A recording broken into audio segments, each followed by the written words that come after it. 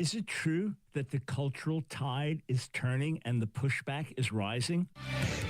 It's time for The Line of Fire with your host, biblical scholar and cultural commentator, Dr. Michael Brown. Your voice for moral sanity and spiritual clarity. Call 866-34-TRUTH to get on The Line of Fire. And now, here's your host, Dr. Michael Brown. Friends, that's why we're here. Moral sanity, spiritual clarity. Help you get your spiritual bearings, your moral bearings in the midst of a crazy world, in the midst of a church that's all too often compromised and confused itself. Here to infuse you with faith, with truth, with courage to help you stand strong on the front lines. Michael Brown, delighted to be with you. In a little while, we're going to talk about some of the Olympics controversy and give you some insight that I hope will be helpful, some encouragement as well. We'll take calls on a wide range of subjects, 866-348-7884. If you watched the roundtable discussion that was recently published by American Gospel with Doug and Holly on the subject of New Apostolic Reformation, NAR, and have some questions or comments, you can give me a call if you want to talk about what's happening in Israel, 866-348-7884. But before we do any of that, I want to bring on a colleague, Pastor Troy Brewer. I spoke at a conference, an Israel conference at his church a few years back. We have a lot of mutual friends, and I've known a lot of what he was doing in gospel work as a pastor. I've known of his heart for Israel, but I was really surprised to hear about his work in combating human trafficking. I was not aware of it until fairly recently, and wanted to bring Troy on to talk about this and ways that you can join together and participate. Troy, welcome to The Line of Fire. Great to have you on the air with us.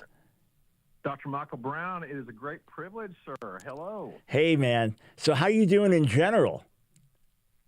Well, I'm still above ground, and I'm happy, and we're moving forward, and I'm actually doing very well, to tell you the truth. We're doing well on all fronts, so praise the Lord. Glad to hear that. We talked by phone a few months back, and I was blessed to hear all the different projects you were involved in. How did you get involved in the terrible, terrible contemporary issue we're dealing with today, the issue of human trafficking? How did you get involved with that?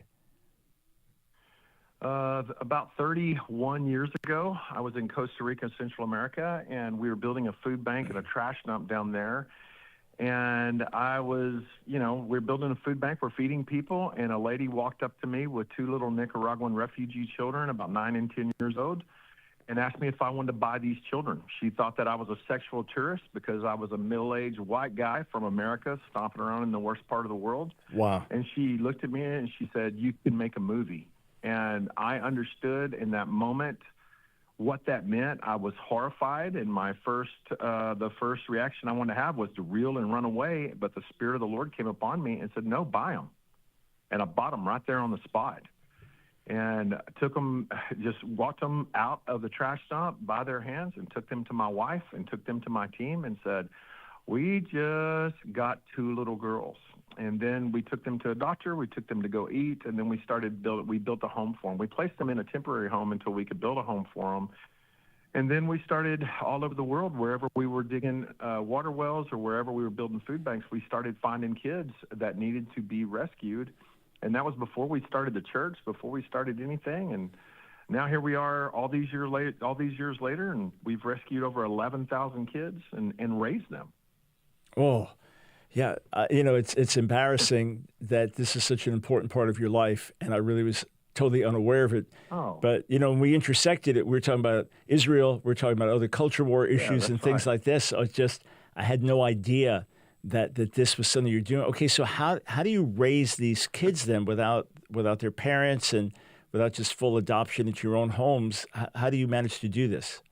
It is a rodeo, brother. It is something. But no, again, because we've been doing this throughout the decades, we have huge infrastructures now in multiple nations, and we have homes, and we build what we call forever homes. And I mean, once a child goes into one of our homes, that's their home forever. And they have a mom, they have a dad, they have brothers and sisters, they have a limit of how many kids are in the house. And then once they get out and they go to college, if they, whenever they're out of college, they still got a home. Whenever they get married and have kids, they still got a home to bring their kids home to. That was the house that they raised up in. And so it's a big work. I mean, it's a lot. It involves thousands of people. Extraordinary. Give me a couple of stories. One, in terms of some of the horrors, what actually happens to these kids, how young they can be. And then two, some of the fruit you've seen, because it's been so many years. You've seen the beginning and you've seen the end in that sense. I have. We're actually in our second generation now. Yeah. And there's a whole bunch of kids, that are approaching 30 years old that, still call me Papa and still love me. And they're actually rescuers themselves. And we have a ton of kids in Uganda that are like that. Tons of kids in India and in Mexico and all over Central America. So I can tell you that the youngest child that we have ever bought was about 4 hours old, and we bought him for $500, and he was sold on a trafficking pornography market. Oh, no. And we happened to be there at the moment that they were selling him. That's the youngest child that we've ever got, was literally hours old, just a few hours old. He is, I think he's like 12 or 13, or I'm kind of making that up to tell you the truth. I really don't know how old he is. Yeah. I'm old now, so I don't know. He's probably 20, and I think he's 5, so I don't know. But with that said, he's doing very, very, very well, and I know his parents very well. But the kind of situations that we change them from, that we actually rescue them from, is so dark, sir, and it kind of depends from region to region to region how we rescue them, the kind of operations that go involved with that, and then also how we actually take care of them. We've rescued 2 girls on Sunday, between our first and second Sunday here at Open Door, which you've actually been here, and we rescued a 13-year-old and a 16-year-old girl, and the 13-year-old has a 2-year-old child. And so it's very, very common for these 11 and 12-year-old children, as soon as they are able to give birth, for them to become pregnant. Yep. And then if we rescue them during that time or after that time, we also, of course, have to take in their children. Yeah, some of our team in the Philippines had rescued a girl and a little baby, and something just seemed odd in terms of the way the girl was relating to the baby, only to find out that the girl was just 11 or 12, and it was her baby. Right. So it's mind-boggling to hear this, and I know the answer to this, but I want my listeners to hear it as well. You're actually seeing that these kids can live normal lives, that they can be healed from the trauma, and they can not just always live as people who've been so severely abused that their life is a complete wreck. You've seen real wholeness come out of this, haven't you? Oh, yes, sir. I have. And out of the worst situations you can possibly imagine. I mean, some girls that I'm seeing completely healed, completely whole. I mean, they have jobs. They're in their 20s. They're happy. They've gone to college. Those girls came out of 10 years of slavery. 10 years. And they were so addicted. I mean, that's another thing is, all these kids on this side of the world, they have to actually go into rehab centers, and because they are so badly addicted. Even 12-year-olds and 11-year-olds and 8-year-olds. We've rescued a ton of 8 to 12-year-olds this year. I mean, a lot, like somewhere around 100. I would say probably upper 80s of kids that are between 8 and 12 years old on this side of the world, and every single one of them are addicted because they literally wake them up, put them on drugs, hyper drugs, for the filming of all their sexual content, and then they knock them out, put them on heroin or something like that, and completely knock them out whenever they're done. And so these kids have to be healed in every way they can be. Now, here's what I want to say this. Jesus actually does heal these kids. And through the entire rehab process, through the entire going through the family situation, from the time that we rescue them to the time that it's documented to the time that they enter into the rehab, Jesus is a big part of every single bit of that. And, he is truly a redeemer. And, it's not just a religious thing, as you very well know. These kids get saved in every single way that a child can be saved. And we see it over and over and over again. Praise God. So Troy, what would you like to tell our audience now in terms of what they can read, what they can watch, how they can connect with you? What's the? It's amazing to hear this. It's incredible, and especially like I said, it's so much of it is beyond anything I was aware of. When we were on the phone with a colleague a few months ago, and you happened to mention the human trafficking end of things, again, I just didn't realize the scope and significance of it. And the numbers are so astounding because each one of those is a precious life, a precious individual life. So true. And God knows what happens to these kids that don't get rescued. It's almost frightening to think about. And the evil, the human evil involved is utterly mind-boggling. That God doesn't destroy the whole world because of this evil is a sign of his restraint. But how can our audience connect with you best right now? Well, they could just look up my name. If you look up Troy Brewer, they'll find all the different sites we have. And you can, TroyBrewer.com and ODX.TV and those things. And I'm pretty easy to find if you just look up my name, Troy Brewer. Dr. Brown, I would very much like to say, just like we have to create awareness for our stance with Israel, show everybody how we as godly people stand with Israel, what we should do, how we should do that. I think that also because the world is after our kids, that we need to understand that if we are a part of pornography in any way whatsoever, we are a part of trafficking. If we are a part of lowering the age of consent, of sexual consent, we are a part of trafficking. The whole world is addicted to pornography now. And so the market for these children is getting greater and greater and greater.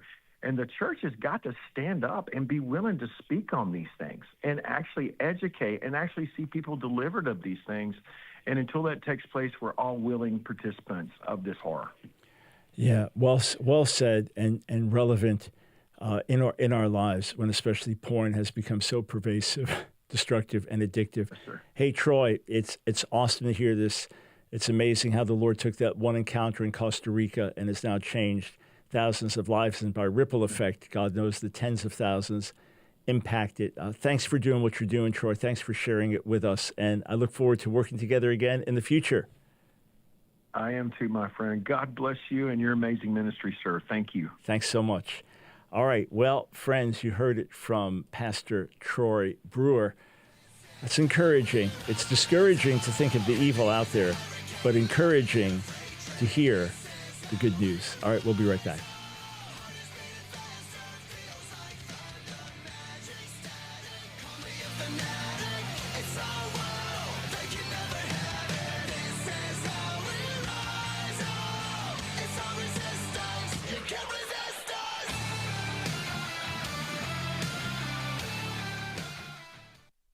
This is Michael Ellison, founder of Trivita Wellness. I'm always thrilled to offer a new product from Trivita that is science-supported with equivalent doses per serving that follows the science.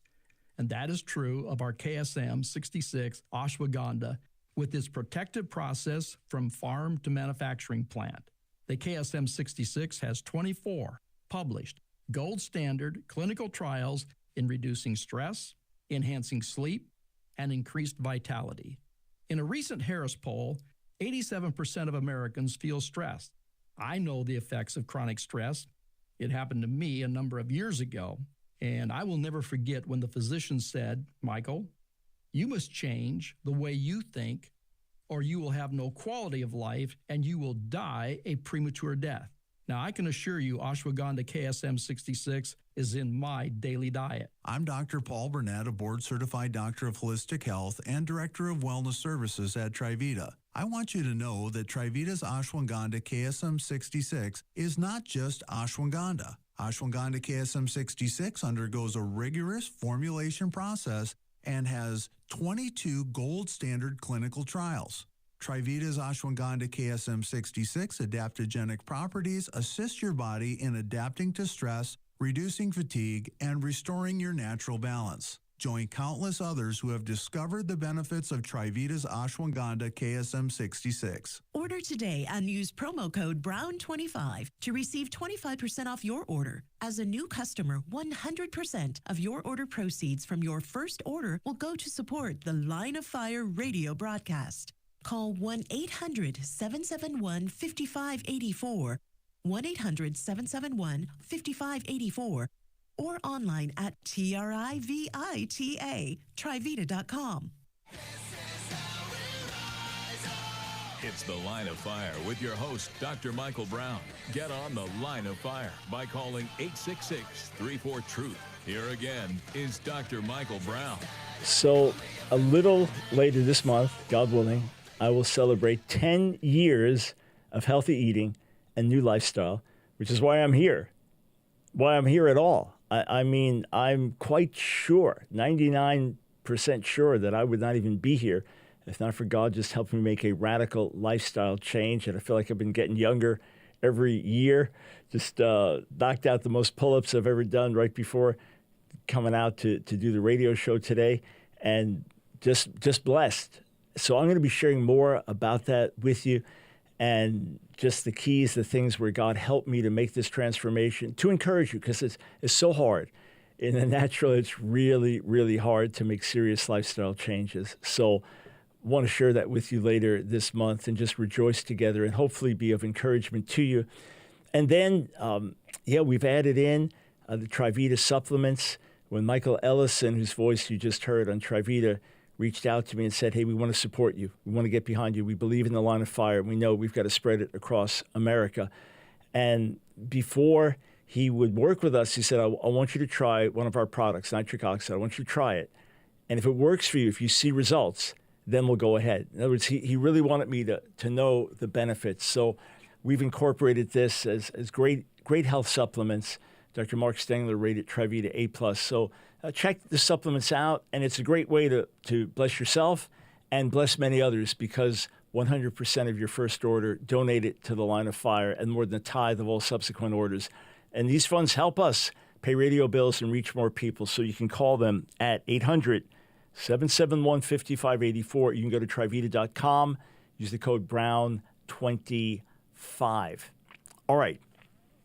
I want to bring you some encouragement, but with sobriety, I want to do my best to clarify issues for you. And if you do want to weigh in, or you've got a question you want to ask me on any subject, 866-34-TRUTH, 866-348-7884 is the number to call. Okay. It is very difficult to look in the face of evil, to look in the face of suffering, to see how much injustice there is in the world, to see how messed up things are. And if you just take in the news or look at news headlines, it can be quite overwhelming. And you can look at that and think, why bother? It's a natural feeling. It's very understandable. Why bother? There's too much suffering.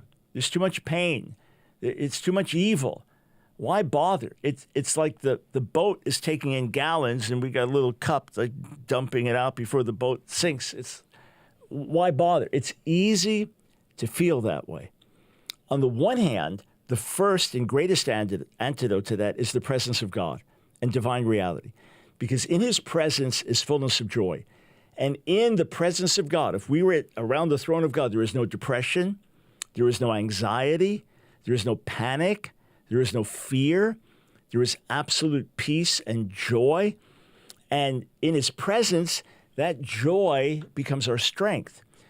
Psalm 16 tells us that in his presence is fullness of joy. Psalm 22 tells us that he inhabits the praises of his people. Nehemiah 8 tells us the joy of the Lord is our strength. So being with him, spending quality time with God, you may leave with a burden. You may leave with your heart sharing some of the pain that's in God's heart, but it is a healthy pain. It is a pain that gives birth to healthy prayer. It is a pain that gives birth to healthy action. It's not an unhealthy pain. It's not the pain of depression and hopelessness and suicide, that dark pain that leaves no way out.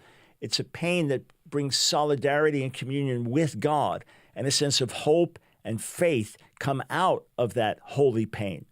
And there's also that holy joy that we get.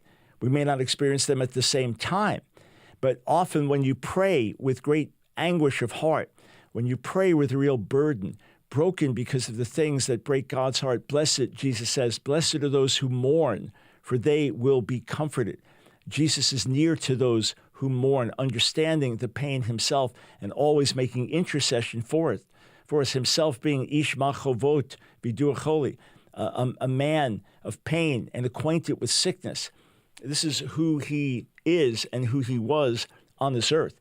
So we share in that pain. He wept over Jerusalem. But it also says about Jesus, Hebrews 1, quoting Psalm 45, that he was anointed with the oil of joy above any of his companions. He experienced an exquisite joy in the presence of his Father, greater than any human being who ever walked this earth, because of the perfect fellowship he had with his Father. That's why it says, for example, in Luke 10, that Jesus, full of joy by the Holy Spirit, expresses himself with thanksgiving to God, full of joy by the Holy Spirit.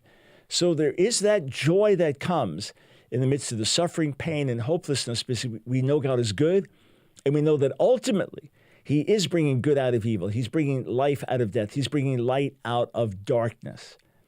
But there's something else, and it's something I found in a book on leadership secrets of Billy Graham. I don't read a lot of leadership books. Everyone is edified and blessed by different material. Over the years, I've not read a lot of leadership books, but it was probably the best book on leadership I've read for me. And one of the chapters or sections talked about how Billy Graham brought hope.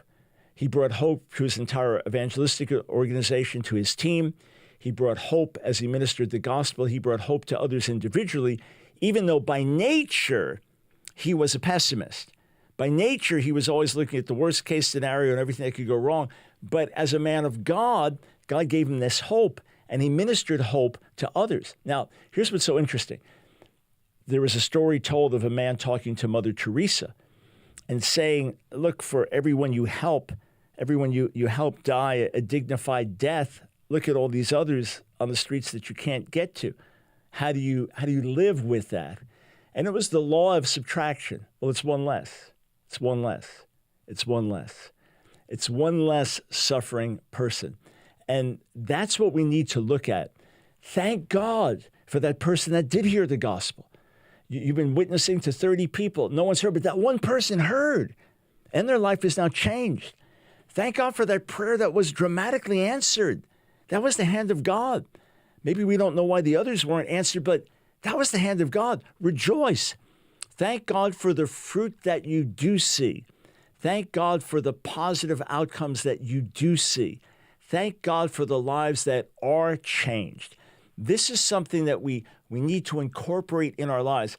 In the Lord, I have been wired to be a holy optimist, not an optimist just based on sight and information and feeling, but an optimist based on the goodness of God and the promises of God. And my history now going on 53 years in the Lord gives me a holy optimism, because I've seen God's redemptive power. I've seen God's mercy. I've seen God answer prayer. I've seen God keep his promises. He's wired me a certain way, even biologically, just blood tests and everything they tell you about yourself. I'm wired by God to be a holy optimist. But I want to take that and encourage each of you in your own relationship with God, as you draw near to him, as your own relationship with God, as you meditate on his promises, as you give thanks for who he is and what he's done. And as you notice the good, okay, there are 10 areas that need help. There are 20 people that aren't listening. There are 50 people suffering, and you know them all. But thank God for what he is doing. Thank God for the lives that are being changed. Thank God for the positive steps that are being taken. One less. You can reach someone. They listen. They hear. A skeptic, a mocker. You give them something to think about, and they thank you. Hey, that put me on the right track.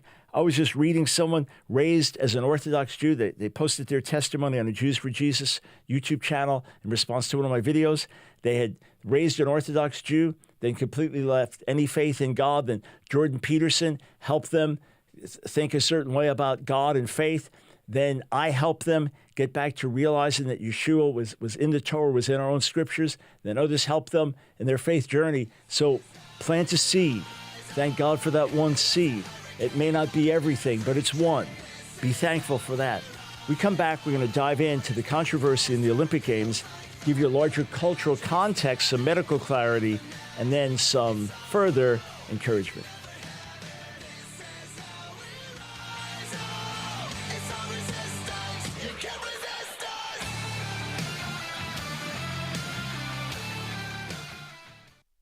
Hey friends, Michael Brown here. My delight to serve as your voice for moral sanity and spiritual clarity. We are living in such urgent times today, friends, that all of us are in the line of fire.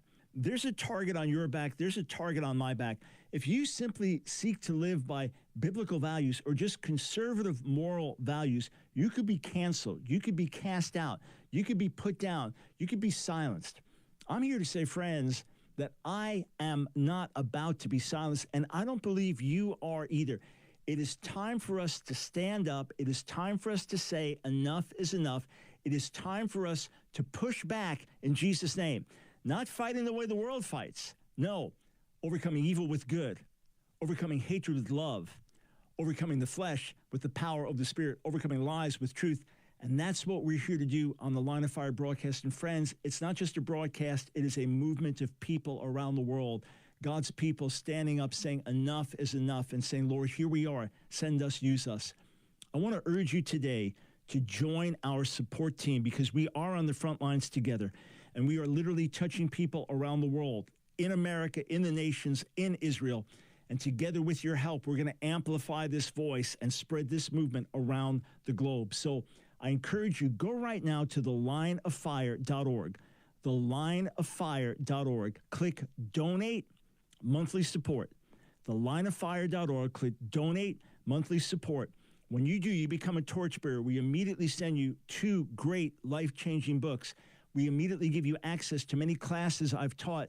Others have to pay to take those. You get them for free. Exclusive video, audio content, a new audio message every month, an insider prayer newsletter, 15% discount on our online bookstore, so much more.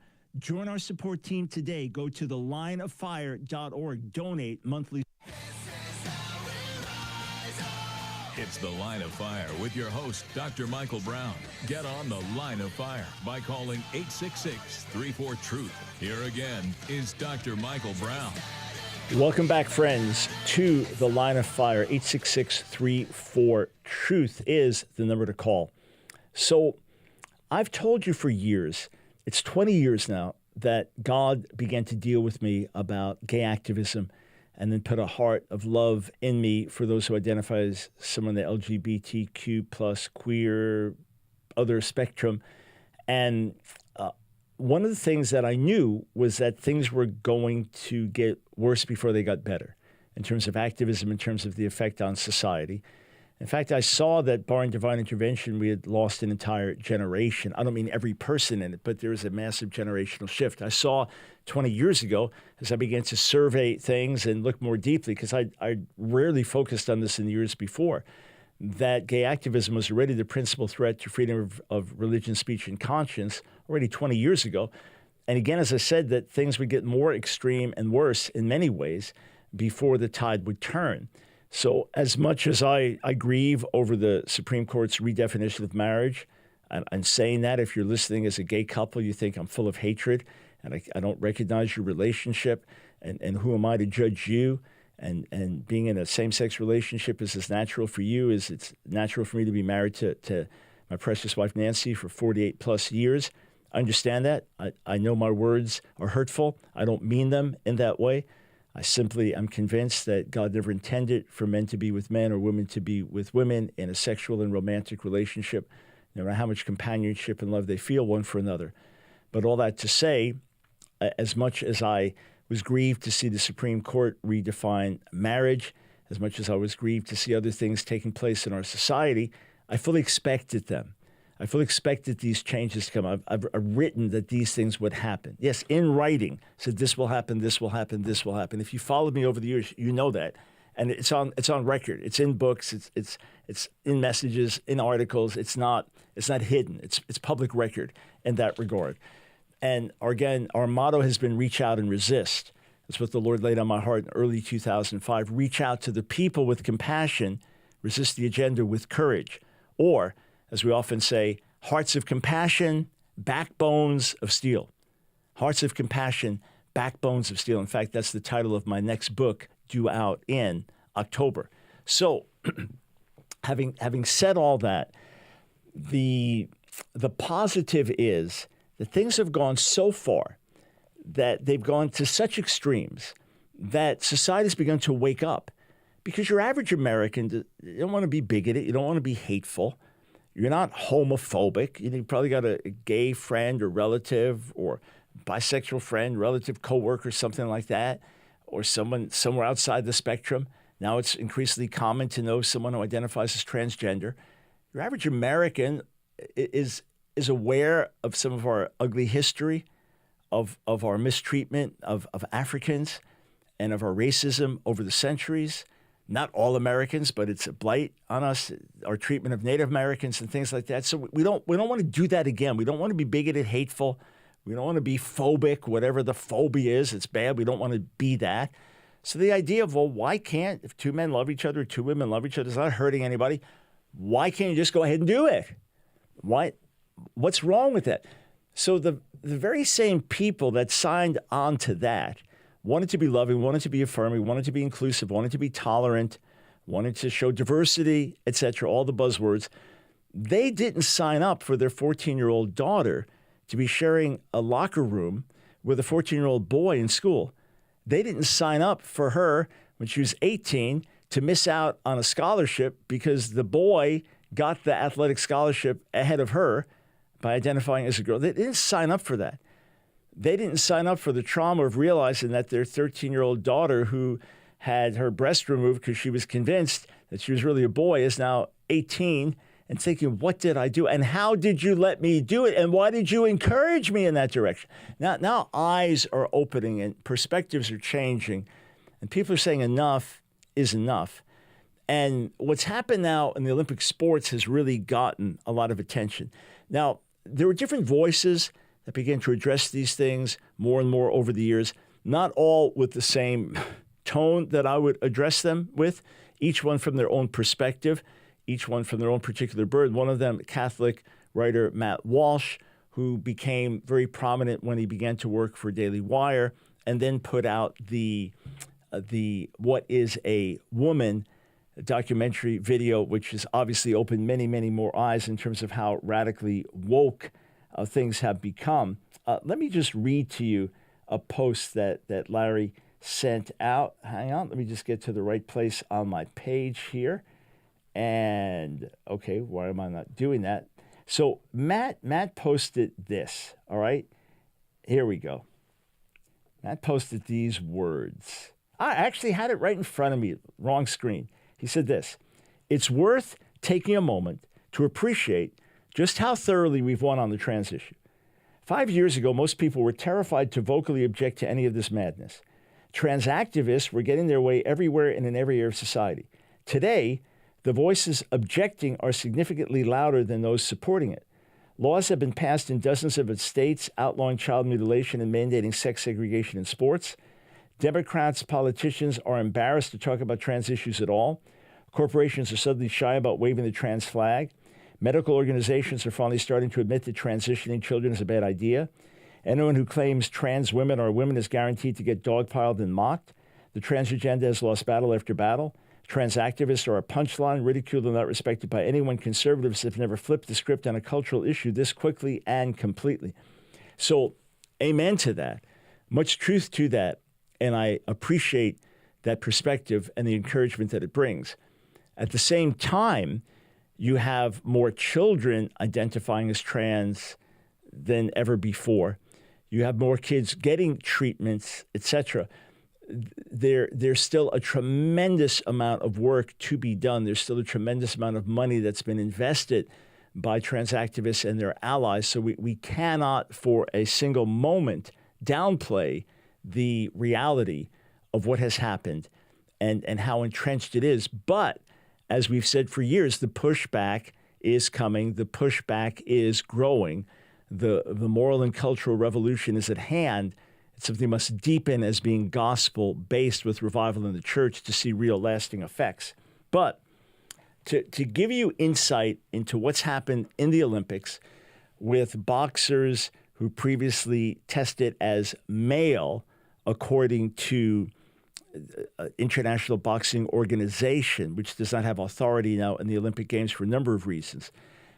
Two of them clearly medaling and could end up with gold medals. I haven't followed the very latest if there have been any fights, but could end up with gold medals. Fighting women and they've tested as biological males. Now, you say, well, how can that be? And aren't they visibly female? Yeah, we'll come to all that. And weren't they raised female? Yeah, we'll come to all that. But first, as much as there's been progress, the fact that you could have the Paris Olympics with the drag queen celebration and all of that, which is not transgender technically, but just an ultimate expression of perversion and wrongness and misguided sexuality. That could happen on the Olympic platform and be watched by, 1 billion, 2 billion people, whatever the numbers were. On the one hand, has brought a lot more disgrace to the movement and mockery. On the other hand, you just realize how in certain parts of the world, these things are just so deeply entrenched as, hey, this is who we are and this is what we do. But consider this when we get into the sports athletics part of things. It was a few weeks back, a cycling event, women's cycling event in Washington, and it was actually teams. So teams of women. So you'd go, one woman would ride so far, and then the other woman would take it from there. So first place, second place, third place, all the teams had a biological male, a man who identified as a woman. Yeah, a man, a biological male who identified as a woman, first place, second place, third place. Yeah. Now, according to one website, 578 plus male victories have taken place in female sports. They started tracking things. This is going back a number of years. They started tracking in March 2023, and going back in years, and they found at least 578 times that a biological male defeated a female. A biological male defeated a female and took her spot in the prizes. Yeah, extraordinary. The site was started in March 2023 in response to the argument, but there aren't very many. So what's the harm? Actually, there are many male athletes competing in women's sports. The Washington Stand found that 28 national girls or women's sports titles were won by trans-identified men between 2003 and 2022. This is national, all right? With the trend accelerating over the past 3 years, each male victory has a multiplier effect, displacing many girls or women from opportunities designed for them. And Holly Levesser, female cycler, said last year, I think it's very disheartening. As a young woman, you look up to these role models and you think the sky's the limit. You believe that if you put in enough training, if you have the talent, the skill, that you could be the best. But when you're forced to compete against males that have these physical advantages, it's not just a reality anymore. And you should talk to Peyton McNabb. She was going to college with a scholarship for volleyball, playing opposite a biological male who spiked the ball so powerfully it knocked her out. She laid there on the ground, what they call the fencing position, just her hands frozen in the air for like 30 seconds. She continues to struggle to move the right side of her body. She's in college now, leading to her regularly lose her balance and suffer from falls. Her mental acuity is also damaged, with Ms. McNabb requiring hours of extra tutoring every month and extra time during tests because of the damage. And she has struggled with much worse vision, anxiety, and depression as she fights to recover from her injuries. Yeah, and she's very clear. Absolutely, categorically no place for biological males with females. So may God bring healing and life to her. So what about these boxers? It is not that they are trans, meaning males who identify as females. So everyone knows you're a man, Bruce Jenner, now identifying as Caitlyn Jenner, with or without surgery. No, that's not the case. These are individuals who would be classified as intersex with DSD, it's differences in sexual disorder. And what happened is, born, you'd say, okay, this is a girl. As they grow and develop, they don't grow and develop normally. In some cases, they don't menstruate. In some cases, they could have ambiguous genitalia as they grow. In other cases, they realize the chromosomes are different. In their case, according to tests that were done, we're told that they had XY chromosomes, which would make them biological males. So raised as girls, always thinking they're girls, not identifying as boys. But when it comes to sports, when it comes to punching someone in the face, you have to say, sorry. I know it's disappointing for you. I know you're an athlete and you work hard, but sorry, you kill somebody. It is not fair. We'll be right back.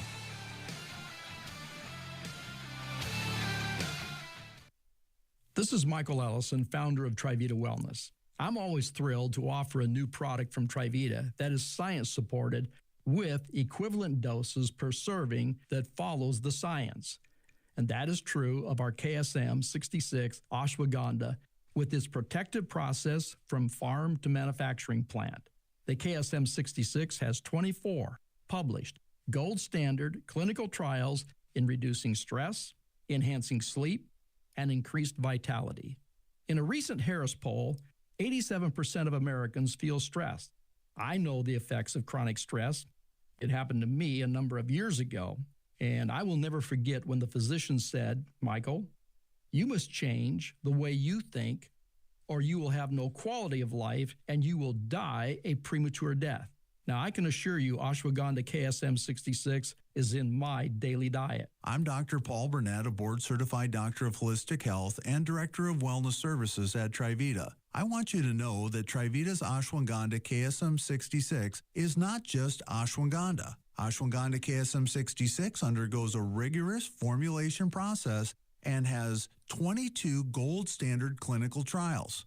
Trivita's ashwagandha KSM 66 adaptogenic properties assist your body in adapting to stress, reducing fatigue, and restoring your natural balance. Join countless others who have discovered the benefits of Trivita's ashwagandha KSM 66. Order today and use promo code BROWN25 to receive 25% off your order. As a new customer, 100% of your order proceeds from your first order will go to support the Line of Fire radio broadcast.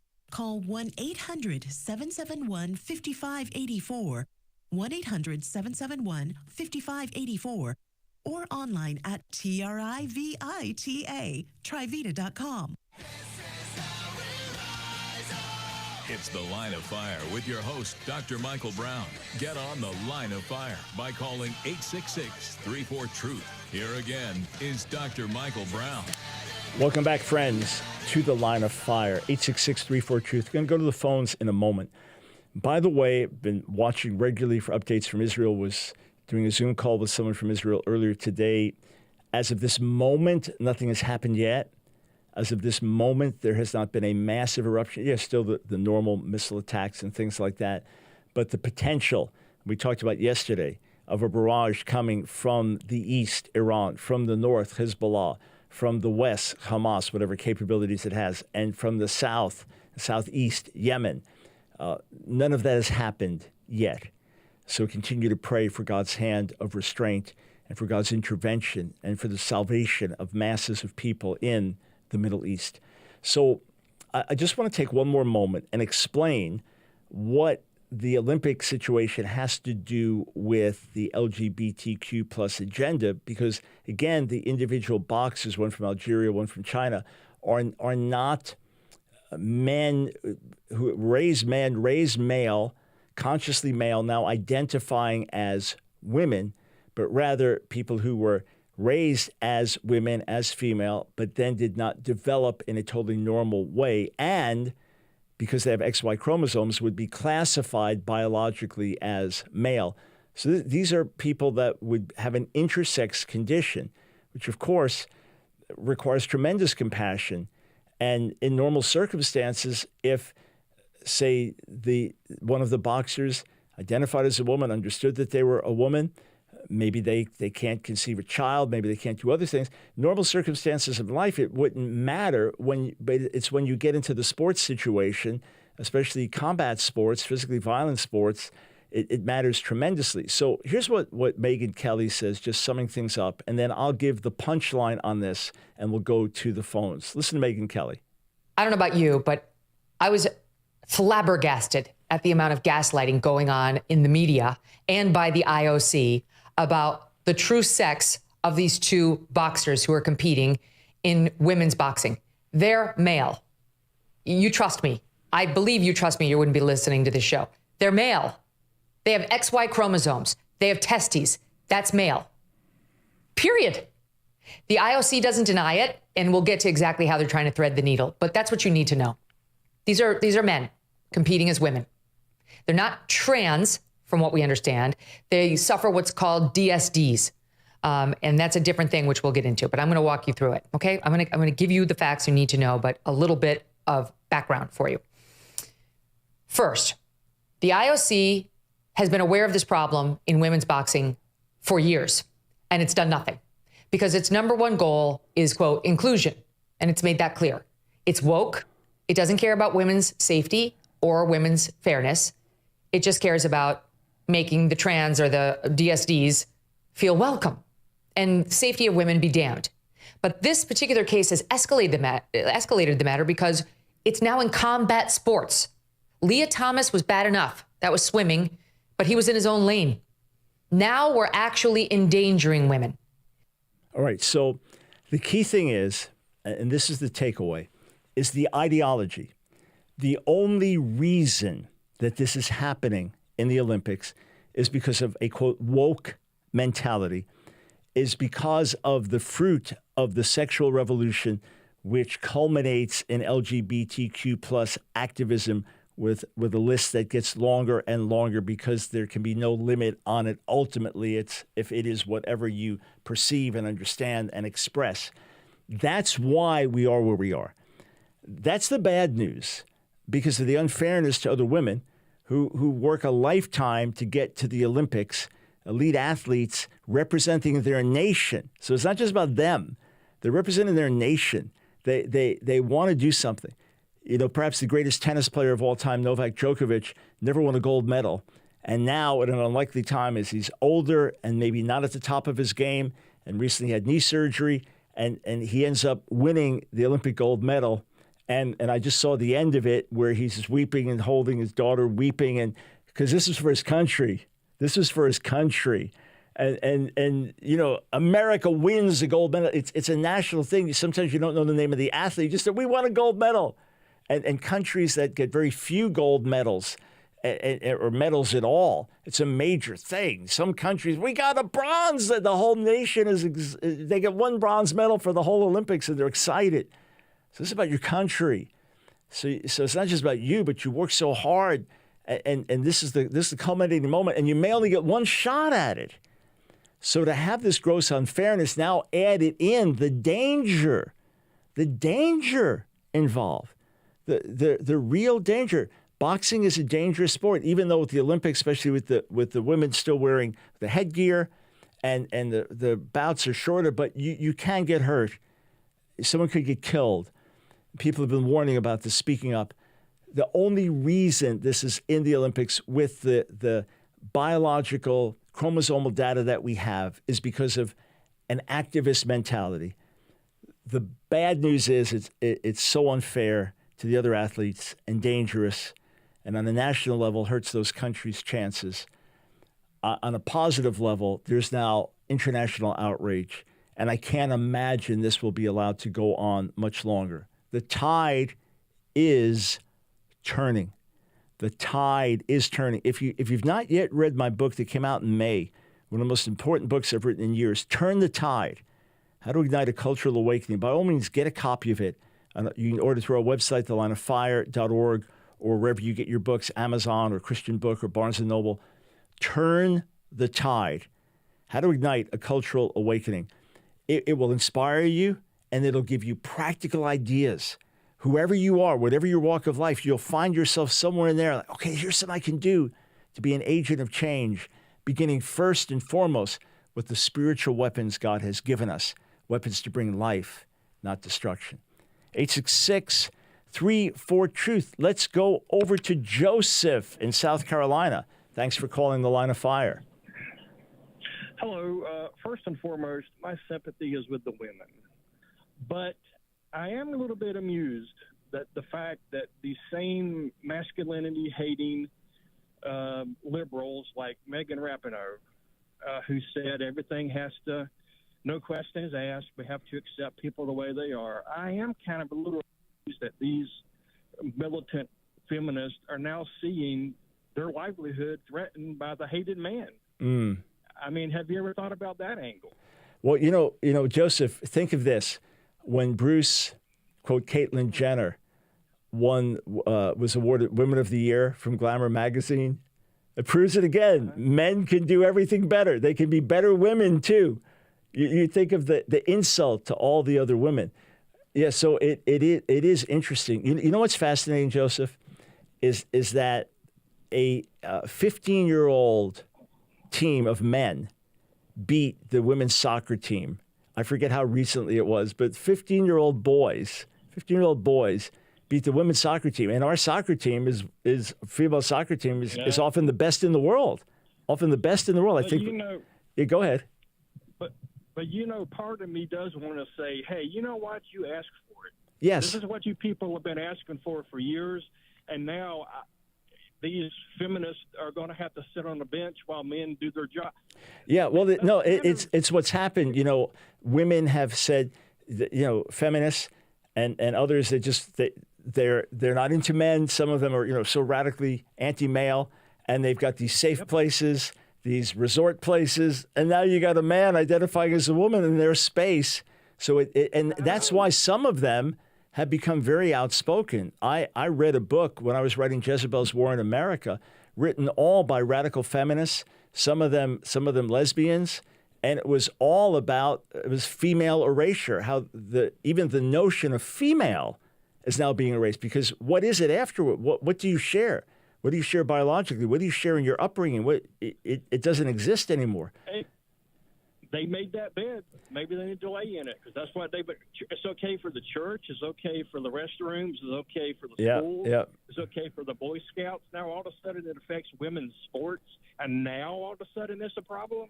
Right, and the whole Title IX thing that unfortunately the Biden administration rewrote is being challenged across the country to say that actually when Title IX said, okay, women, females have certain rights, this is what got women's sports really growing and burgeoning, and college campuses and things like that, that sex is how you identify as opposed to biology, that it makes the whole thing meaningless. It would be like saying we're having affirmative action for racial minorities in America, but you are however you identify. If I identify as a Native American, then I'm entitled to those benefits. So, hey, listen, I appreciate the call. And yes, this is the reality. The thing ultimately defeats itself.